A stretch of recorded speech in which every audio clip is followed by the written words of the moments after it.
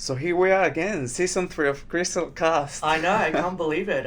It's been a while, but it's good to have you back. I know it's good to be back speaking here and discussing different subjects. Very exciting. Definitely. And I know that we sort of spoke about, well, how do we start? What's the best way to start off this season? And we've got the federal election coming I up. know for election, which I would love to mention that it's going to be my first time voting as an Australian citizen. Congratulations. Thank you. You obviously you can only vote if you're Australian, and yeah, I became Australian in November, and I'm pretty excited to actually think that hey, now I can vote. I can participate on my opinion, and yeah, I think there are a couple of things that we can definitely cover and discuss. Yeah, 100%. And it's an interesting year. Whenever you have an election, what's really important to keep in mind that both parties, and look, we've got different political parties, but the bottom line, it does come down to either the Labor or the Liberals winning.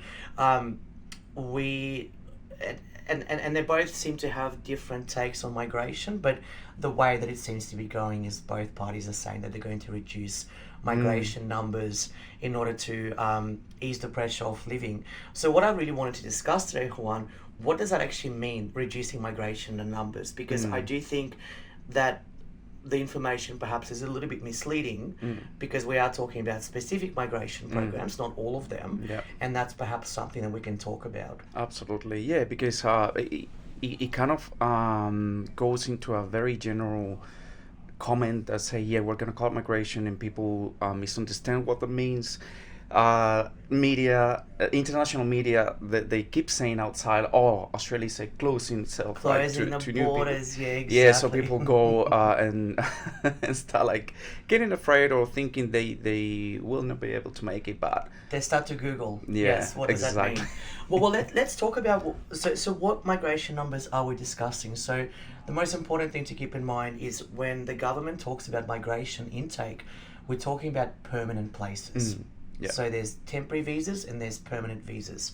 So when it comes to migration intake, what the government normally does is they would set a quota for the year. So say, for example, let's keep it simple, 200,000 for the year. And that's a ceiling that the Yeah. government aims to reach. Yeah. But it's not legislated, so you can adjust it. Yeah. And a couple of years ago, actually, there was a ceiling of about 165, I think, from memory, and then it was moved in December to 190. So it is important to keep in mind that it's not a piece of legislation that the government signs and they're bound by it. So I think that's the first myth Yeah. buster, Yeah. that just because the government's saying that they will reduce the migration intake, where there's, in my view, misleading information, they can always increase it. Yeah. They can increase it Exactly. to 500,000, and we're talking about permanent places. Yeah, yeah, absolutely. So it's very important to have in mind what actually means to cap that ceiling and cap the numbers, because in reality they are saying that the purpose of all of this is to ease the crisis in housing. But Yeah. is it actually going to make an impact in this? Well, see, that's the other thing. It is a bit of a political football when it comes to migration numbers. What we need to keep in mind is that most migrants do move to Melbourne and Sydney. You've got Brisbane, which is a non-regional area. The rest of Australia is regional. So I think that the main issue is not the fact that there's quote unquote too many people coming into the country. Perhaps a smarter way or a more logical way to do this would be perhaps to incentivize people to move to other areas. Yeah.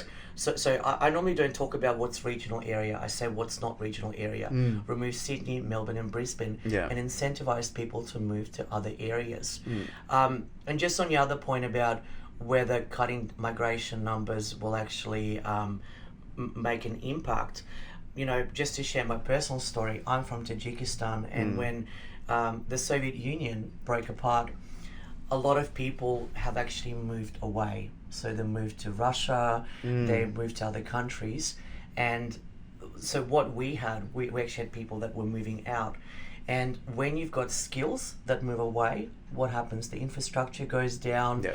the roads don't get maintained, and the country went through quite a rough period. So that's why I came here as a refugee. Now, I'm not saying that's what's going to happen with Australia, but we need to be realistic in terms of saying that if we're going to cut migration numbers, who will be doing infrastructure? Who's going to be providing the health system Absolutely. or upkeeping it? We need engineers.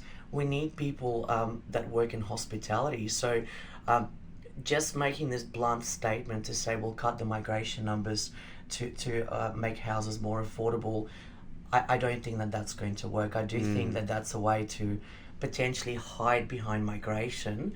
What would be really helpful is to understand, well, how do you make housing more affordable? Issue more house grants, or perhaps, again, incentivize people to move to regional areas. Absolutely. Yeah, that's a pretty good insight, Ross. And now, like, going into specifics, what do you reckon is the instance of the opposition?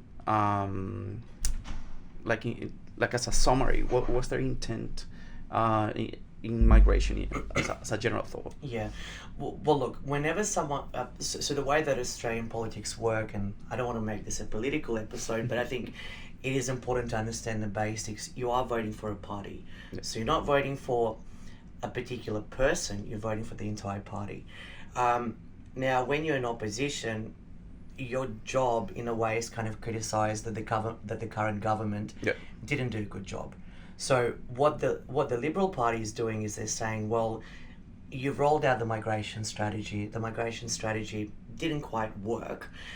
So what we're going to do is we're going to cut the migration numbers, and somehow that's going to fix the problem. So they're not actually going into the specifics. And this morning, when I was doing a bit of research for our episode, I mean, they have announced, as in the Liberal Party has announced their migration strategy, and that's to cut their numbers. So the rationale is to show that the current government isn't doing a good job in terms of maintaining migration numbers.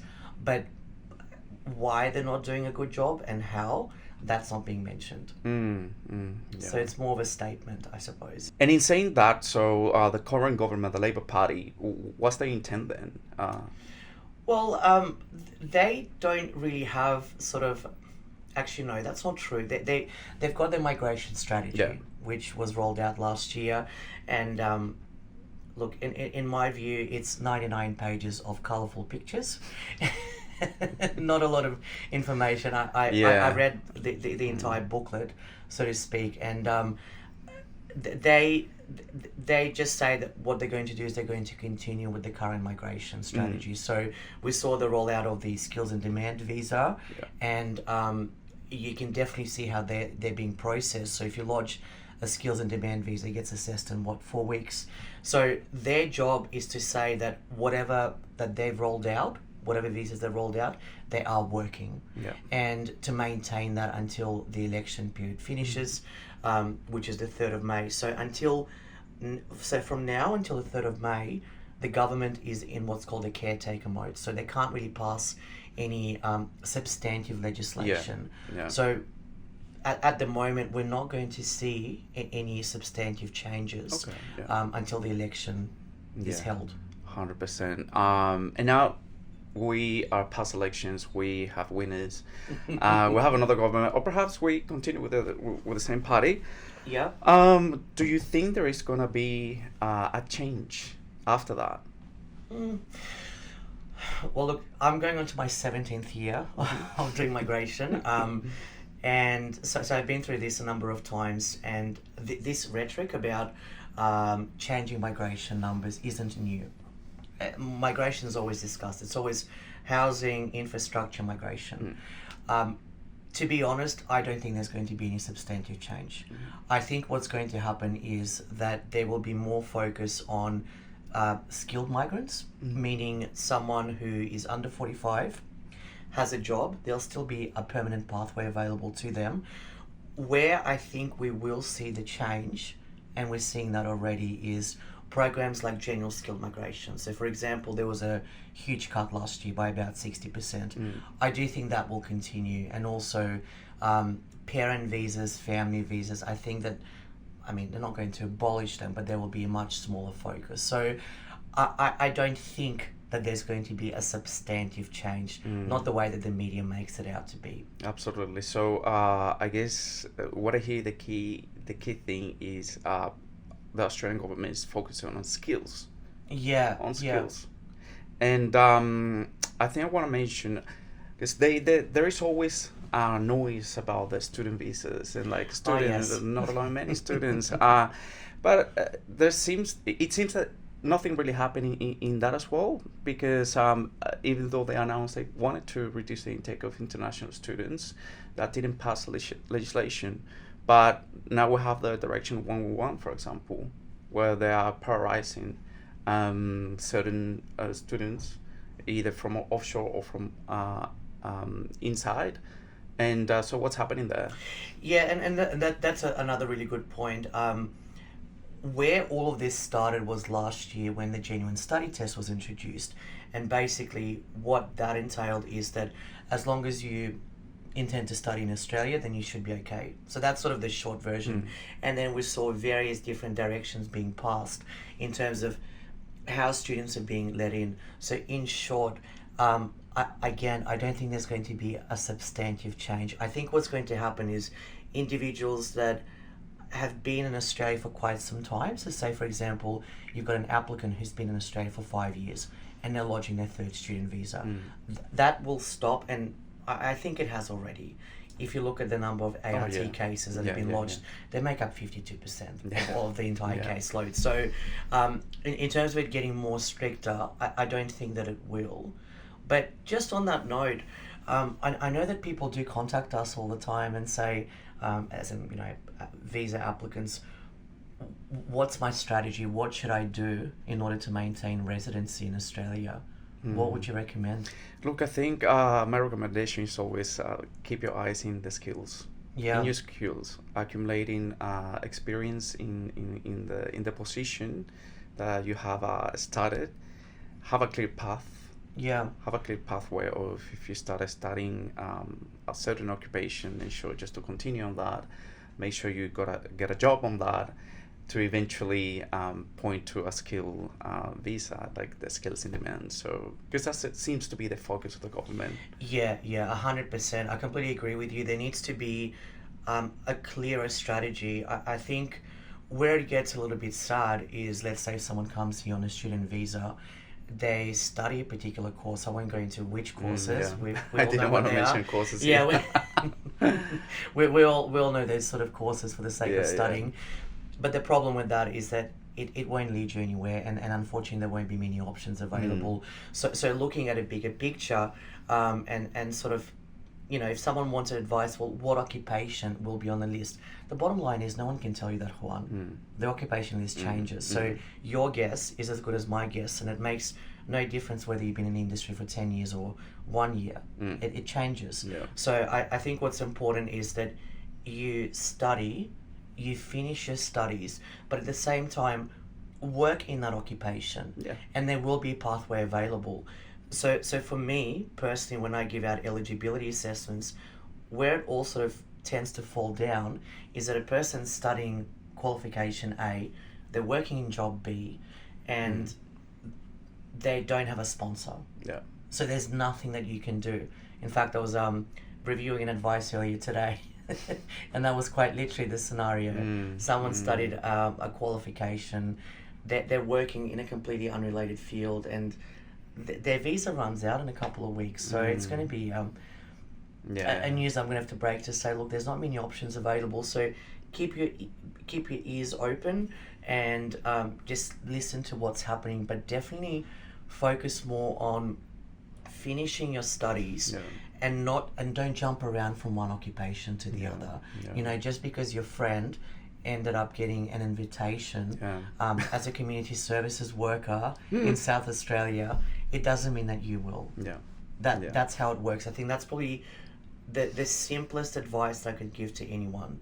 Where you start changing the courses, that's when it becomes an issue. So Juan, with less than a month until the election is upon us, depending on when this airs as well, and when you're watching this, What are the key takeaways from all of this? Yeah, I think not getting scared about this announcement about changes or reducing numbers of the migration, but just focus on what it is available at the moment.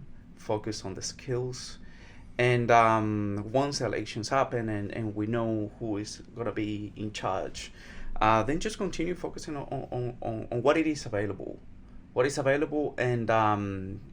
and yeah, not be led by the noises. So, what would you say to practitioners?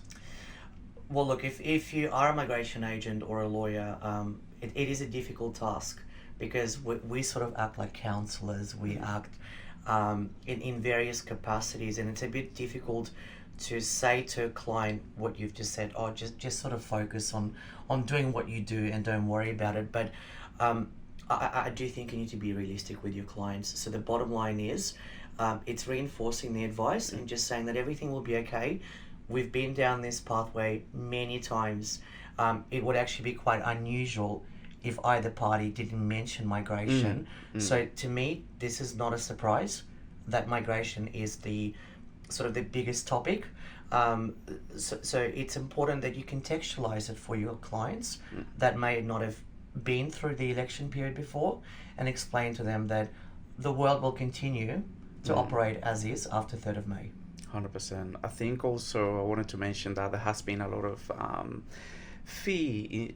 for what's happening in the US, and Yeah. unfortunately that transpired to the whole world, and people perhaps think, oh, we hope that the Australian government do not take an approach any similar to what's happening in the US, and I don't think it will. Yeah, and look, Yeah. I think that that's a really good point that you brought up.